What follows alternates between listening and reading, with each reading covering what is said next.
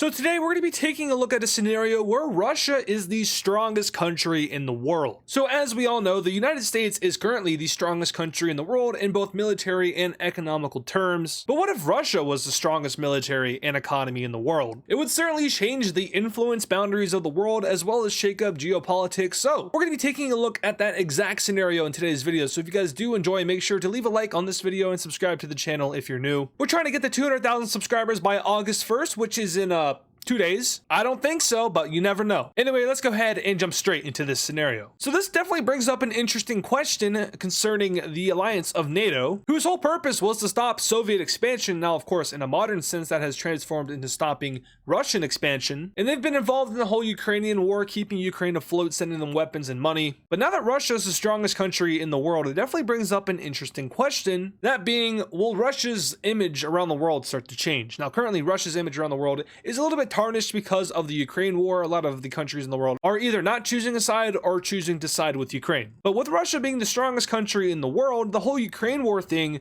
would likely change a lot. So for example, Russia's current front line in Ukraine looks something like this. Now this is not exact or perfect, but now that Russia's the strongest country in the world, they will be able to make even further advances into Ukraine, now pushing up against the Dnieper River, or Dnieper, I think it's Dnieper. In fact, I feel like that Russia, if they were the strongest, would be able to push up against this entire thing. They'd have no problem retaking Kharkiv and even taking Kyiv. And with the loss of Kyiv in Ukraine, we would most likely see the Ukrainian nation start to crumble. Without a doubt, they would move their new capital over to Lviv, which is all the way over here in western Ukraine. But as for the east, it would fall very quickly, and ultimately, Ukraine would probably have to end up surrendering over to Russia. Now, I don't think that Ukraine would ever surrender on their own. They would likely capitulate and then have a bunch of guerrilla warfare throughout the entire process. But if Russia was the strongest country in the world, they're easily taking out Ukraine. Let's just say that. And when I say strongest country in the world, I want to clarify, they're stronger than the present day United States. So take the United States in real life, right now in 2025, and Russia's stronger than them. That's really strong because the United States is the only superpower in the world as of now. But anyway, let's go ahead and take a look at this peace treaty. All right, and in this treaty here, we can see that Russia has gone ahead and annexed pretty much all of eastern Ukraine. Now, since they're the strongest country in the world at this point, they're going to be taking a little bit more land than they probably would in real life, because in real life, as we know, their main goals are taking over the Donbass as well as the southern regions of Ukraine. But obviously here, that is shifted into taking even more of Ukraine, so that's exactly what they do. This will all be annexed into Russian territory. And then as for the remainder of Ukraine themselves, they will be officially made into a Russian puppet state, or if you want to get historically creative, you can call it a satellite state of Russia or the new Russian Empire. Now at this point, it's also fair to talk about Belarus. Now in real life, Russia and Belarus hold a very close relationship, and that's for a very good reason. The Russian government kind of controls the Belarusian government in a way. Now Putin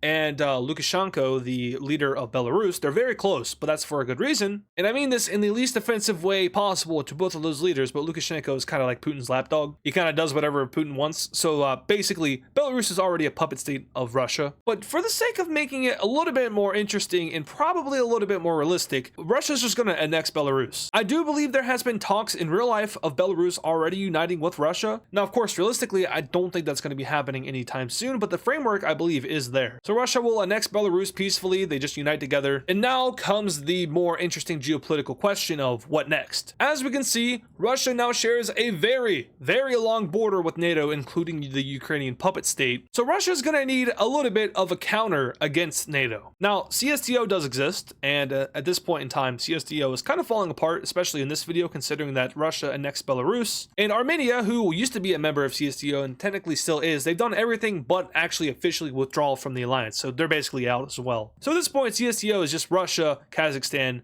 and then Tajikistan and Kyrgyzstan, which is not a very formidable alliance at all. So Russia's going to make a new alliance. It will still include the countries of Kazakhstan, Tajikistan, and Kyrgyzstan, but will now also include Uzbekistan, who folds to Russian influence in the area. Remember that when Russia becomes the strongest country in the world, they also become probably the most influential country in the world. Now, the United States is an extremely, extremely influential country. They have bases all over the world. Russia doesn't have as many bases across the world as the United States does, but they just don't have a fair bit. So unless they're like rapidly producing military bases in other countries, I don't think Russia would have quite the influential grab as the United States, but they would definitely have it in a domestic sense. So all the countries around Russia would be heavily influenced by them. It's just the more far away countries, like, for example, the South American countries, Southern African countries, Oceania, those guys aren't being influenced by Russia as much as they would the United States, because the US, of course, like I just said earlier, has bases all over the world. But as for the other members of Russia's military alliance, they will be getting North Korea on their side. North Korea is already helping Russia out in real life in the war in Ukraine, but they will also add the country of Serbia and Iran, which is a big one. So this is Russia's answer to NATO. Hey, you guys have a big defensive alliance? Well, guess what? We do too. And it includes some pretty strong countries like Iran, North Korea,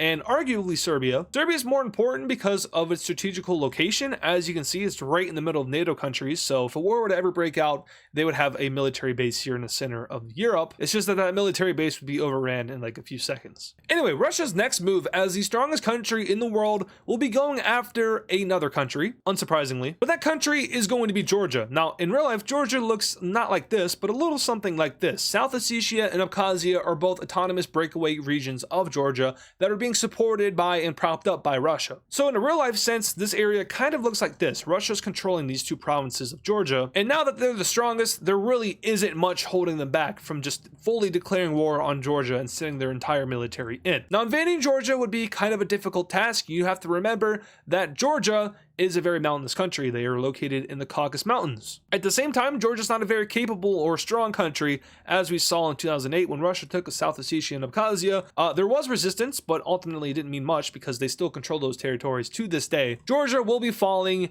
and in this peace treaty, we would likely see the complete erasing of Georgia, meaning that the state of Georgia in the US wins the Georgia contest. Now, no one can get them confused because Georgia simply does not exist. So with Russia expanding their border into the Caucasus, it does kind of impede on NATO because Turkey is a member of NATO. And I have a feeling that Turkey wouldn't really like Russia's expansion. Now, in real life, Turkey kind of plays both sides. They are a NATO member, but they also hold relations with Russia, and they often work as mediators between Russia and the other NATO countries. But seeing as Russia is the strongest and they're going on this imperialist quest invading all their neighbors, I feel like Turkey would be pushed further to the side of the West than Russia, and therefore Turkey would, be a little bit more against Russia than they are in real life. So I'm imagining that this border right here is just as armed and capable as, for example, this border right here, which is probably hell on earth. But with Georgia gone, Armenia and Azerbaijan are kind of left in an interesting spot. Neither of these countries can join NATO because they don't meet the requirements, meaning that they would likely be pushed towards Russia. But then again, Russia is invading all of the former post-Soviet states, so you can try to westernize and, do democracy or fall to Russia.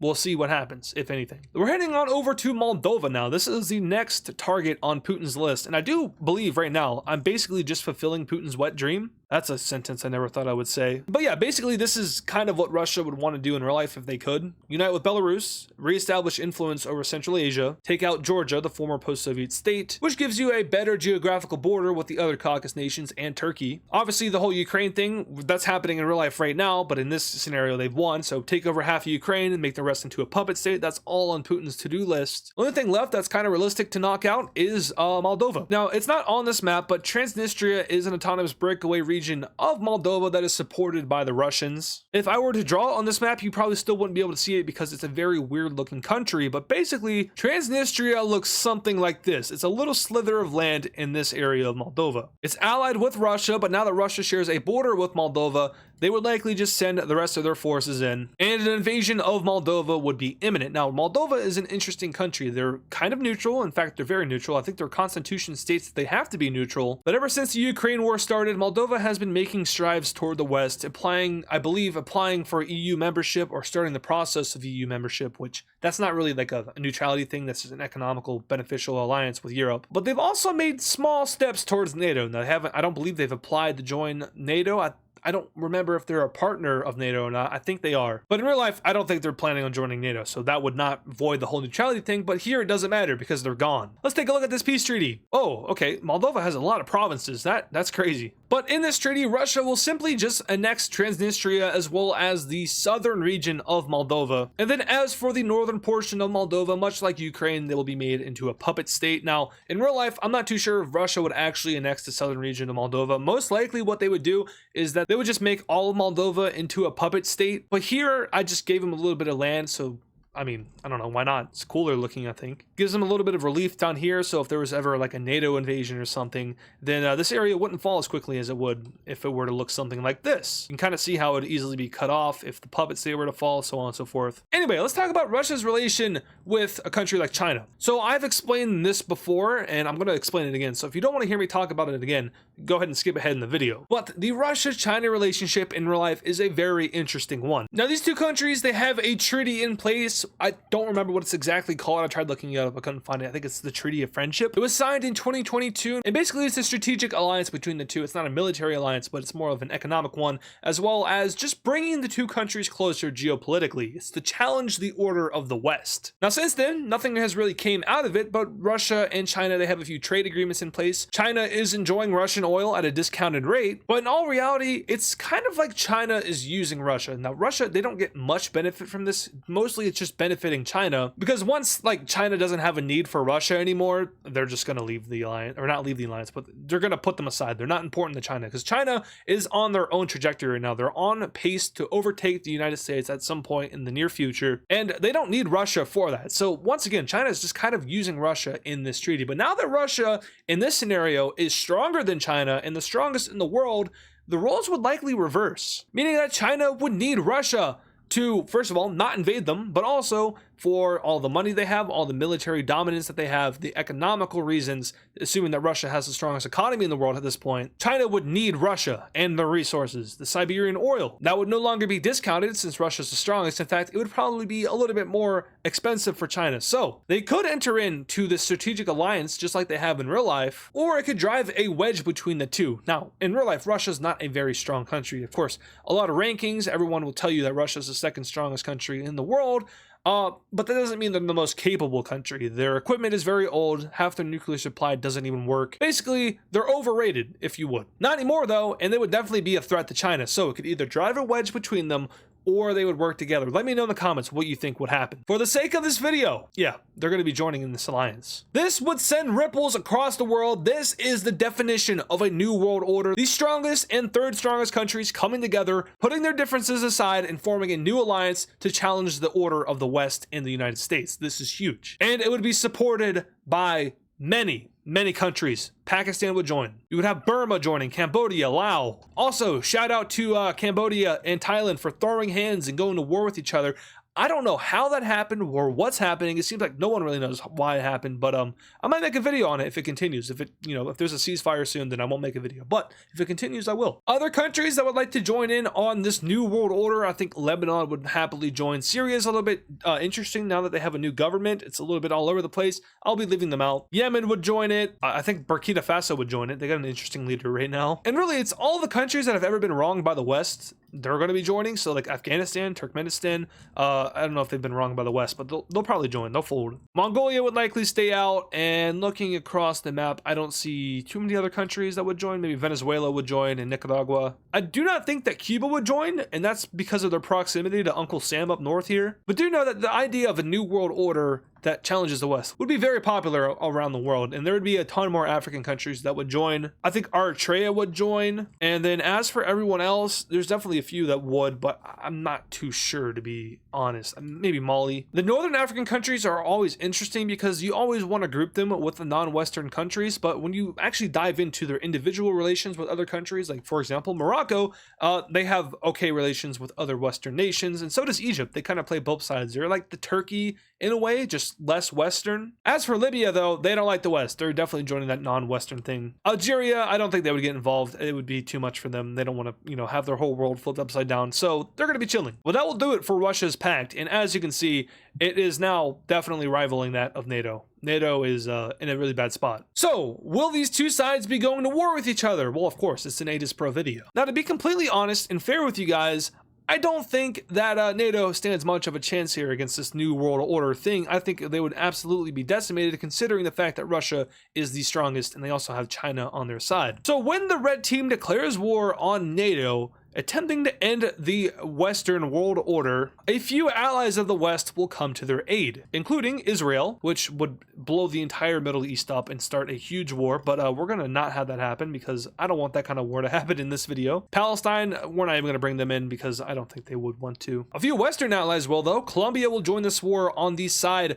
of the West, and so will Guyana. In Africa, it's unlikely that the West would have a singular ally because, well, I mean, the West has done pretty bad things to Africa. Just ask these guys over here. Yeah, you guys did bad things. In Europe itself, I feel like Bosnia and Herzegovina as well as Kosovo would join in on the side of the West, and that's due to the fact that Serbia is in this war on the opposing side. We all know that the Balkans don't like each other, and, you know, case in point here. Now, as for this region, this is where it gets a little bit interesting for the West, and this is where they have a ton of allies. At least this is where the U.S. has a ton of allies. So we have to cover the island chain countries in Asia, so Australia, New Zealand, the Philippines, Taiwan, South Korea, and Japan. These are the, you know, core United States allies. These are the biggest allies of the United States. Arguably, they hold very close relations with the U.S., Japan, and South Korea. And you also have Taiwan, who is, you know, only existing because of the United States. Then you have the Philippines, and then you have Australia and New Zealand, who are, once again, very close allies of the United States. Now, as for these other countries in Southeast Asia,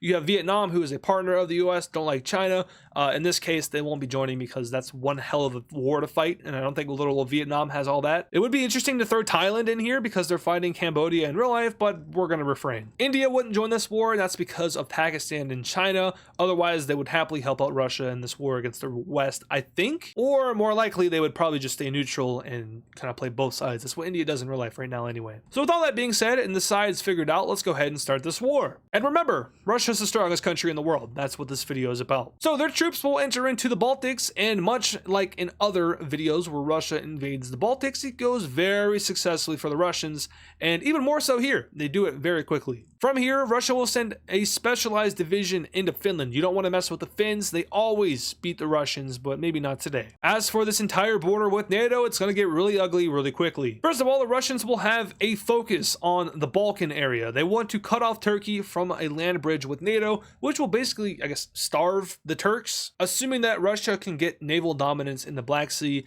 and over here in the Eastern Mediterranean. And since they're the strongest country in the world, they more than likely have a stronger navy than the United States, meaning that that is definitely possible. So the Russians will send their troops first into Romania. This is the primary target as of now, but they will also send troops into northern Poland to secure Kaliningrad and make sure that the blue team does not take any land from it. As for these other front lines, the West will be focusing in on Ukraine, wanting to take Lviv and set up a puppet government in Ukraine, which they do, but we're not too sure how long that's going to last, especially considering that Russia is, once again, the strongest country in the world. Oh yeah, Serbia. Well, Serbia is getting absolutely jumped here. They don't stand a chance. They are surrounded on all sides by NATO countries, and I'm serious when I say this, Serbia would probably fall in like 2 weeks. But hey, they shot down that one plane, so you never know. All right, the Russians are now approaching the city of Bucharest at a very rapid pace, so rapid that the Romanians were not ready for its capturing. Yeah, they'll take that city, a lot of casualties, but not that big of a deal. The Russians have a lot of troops to throw at the front lines here. And so far, so good for Russia's invasion. In fact, it's going a little too good for them. They'll now sneak down the coast of Bulgaria and reach Turkey, where they meet some heavier forces, a little bit harder forces to beat, but they beat them nonetheless and reach all the way down to the Adriatic Sea around the Sea of Marmara. And this was a very lightning fast military campaign by the Russians that the West was not really ready for. Now heading on over here to the Americas, the United States has two countries that has distracted them before they can send their forces into Europe, being Nicaragua as well as Venezuela. Now they do have a break cut for them with Venezuela because their allies of Colombia and Guyana are going to do a lot of the work here. I don't know if you guys know this, but Venezuela is one of the poorest countries in the world. They have an insanely high inflation rate and are actively in some kind of weird conflict with Guyana, if I remember correctly. Or no, I think it's Venezuela that claims half of Guyana, or the other way around. It's something weird. These two nations got beef with each other, and I didn't even know that until recently. A couple of freedom bombs are dropped across Nicaragua, which makes it go away. And those very same freedom bombs would also be dropped across Venezuela. Yeah, I know that they wouldn't fall this quickly, but for the sake of getting to the European theater, the United States would inevitably wipe out both of these countries and then move their troops over to Europe. Now, what about the Pacific Front? This is where things are not going so well either. Normally, South Korea would have an easy time fighting back against North Korea, but we have to remember that China is here, and it's more likely than not that China is focusing only on East Asia. They're likely sending a few troops to Europe and, you know, a little bit of equipment as well, but their main focus would be taking out these guys. And with that being said, goodbye South Korea. South Korea is one of the strongest countries in the world, a top 10 power, I think number 6 or number 5 in the world. No laughing matter, but China is number 3 at this point. Actually, no. So South Korea would be pushed back one spot, making them number 6 or number 7. China would be number 3 behind the United States and Russia. But still, we also have to factor in North Korea, China themselves, and then Laos, Cambodia, Myanmar, maybe even Pakistan. They're probably splitting their troops between East Asia and Europe. And then also Russia, being the strongest country in the world, means you have a lot more troops to throw around, and they would likely have 800 divisions coming down here to help out China. So South Korea will be overran really quickly. And then China will go on their own little side quest, taking out Taiwan. And now we have 4 island nations: Japan, the Philippines, Australia, and New Zealand. But the focus likely wouldn't be on them. There's no real point in invading them. Instead,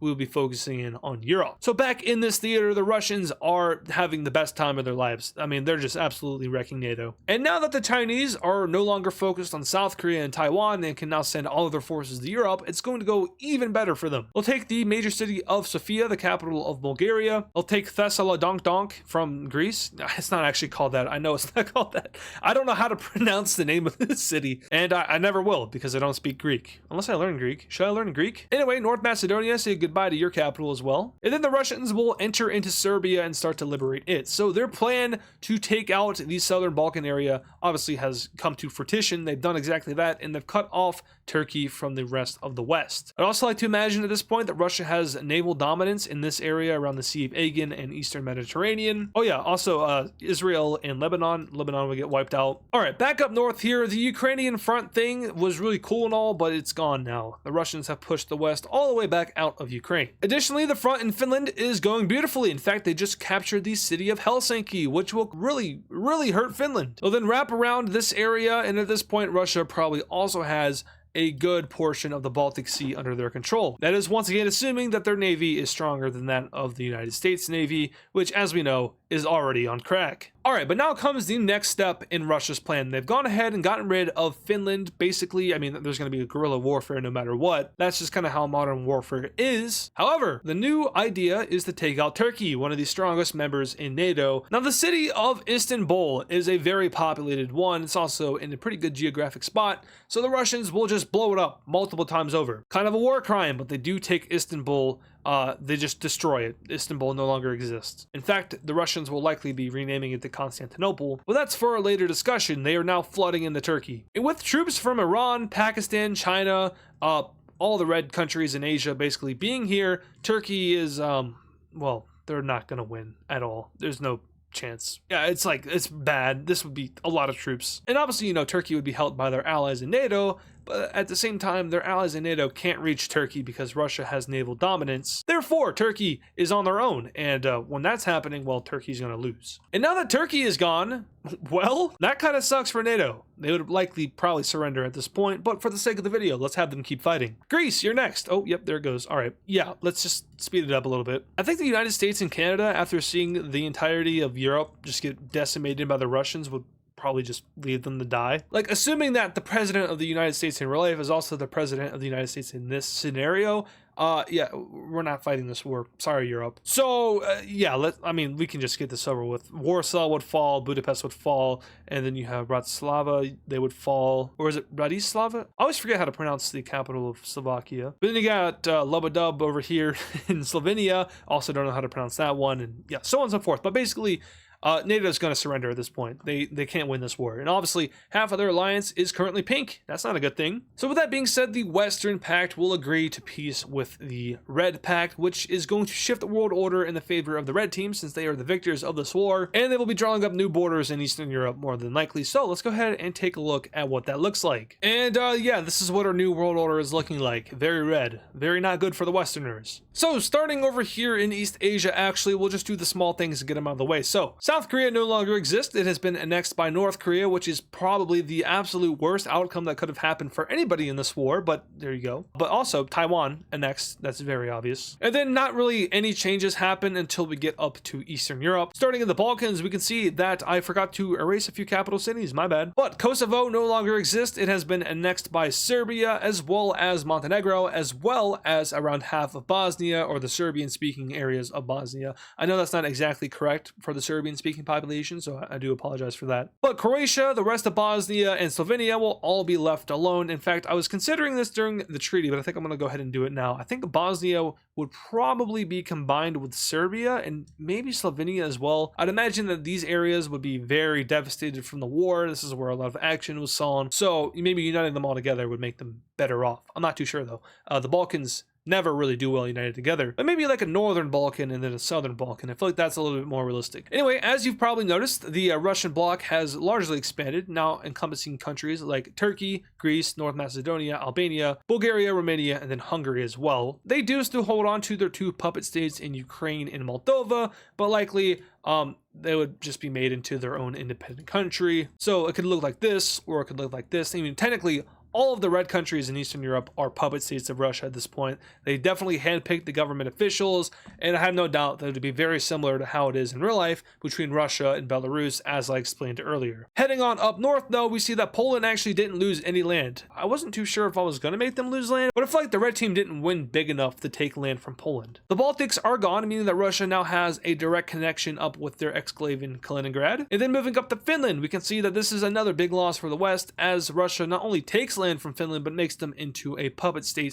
/ ally. So yeah, a lot of influence was lost by the West here, and it's very likely that this new world order would become a little bit popular at first. You know, directly after the victory, they would become popular. So, you know, countries that were, you know, maybe half and half before would start to flip towards their favor, like Egypt, for example. Maybe you get Syria in there, Iraq, even Saudi Arabia could flip. I'm not too sure as of now, but we'll put Qatar on their team, we'll put Sudan on their team, Chad, Niger, maybe even Algeria. Basically, all the countries that are either neutral or slightly negative toward the West will join in on Russia's new world order, as I'm going to be calling it now. And yeah, you can kind of see that this would not be very good for the world, or the Western world, if Russia was the strongest country in the world. And that's going to actually do it for today's video. So I hope you guys did enjoy this scenario. I thought it was super interesting and also super fun. I put a lot of information into this video, which is something that I don't usually do. Also, I try to do some realism, but as you all know, I don't really get along with the whole idea of realism. So let me know in the comments what you thought. Did you like the information that I gave, such as, like, for example, Russia and Belarus's relationship, or China and Russia's friendship pact? I know stuff like that can be insightful, but I also know that a lot of you guys already know that kind of stuff, so just let me know in the comments what you think about that. But as for this video, like I said, it is over, so if you guys did enjoy, make sure to leave a like on it and subscribe to the channel if you're new. All of the support is super greatly appreciated, as we're trying to get to 200,000 subscribers relatively soon. I said at the beginning of the video that I was trying to get there by August 1st. Obviously, that's probably not going to happen, meaning that that special vlog that I've been talking about isn't going to be posted. I've decided that I'm not going to post it. It's just part of the deal. Usually I'll fold on that kind of stuff, so even if we don't reach goals in the past, I've done this stuff anyway. But this time, I'm serious. I'm not going to do it. We've been trying to get to 200K for a very long time, so it's kind of drawn out. Once again, thank you all so much for watching this video. Make sure to leave your input in the comments, and I'll catch you all in the next video. And of course, thank you to all our super fans. This includes Chill Turn Mapping, Omega the YouTuber, Illy Goated, Nevada Garbage Trucks, Vista Mapper, AdizzPro Productions, Geo1010 Gamer, Knighthood7353, and Golden Ball Mapping, 101 Rotanami T, King Cheese, Australian Geo Guy, Serminator, Icy Static FN, CTG on YT, Eagsco, Euroball, Augusto, A Norwegian, RS, Gail Martinez, Zaylance, What in the World, Freezioi, Laser Taze, Pablo Sigma Cat, Deathstrider X, Hammertoad45, and DW Cool Dude. Once again, thank you guys.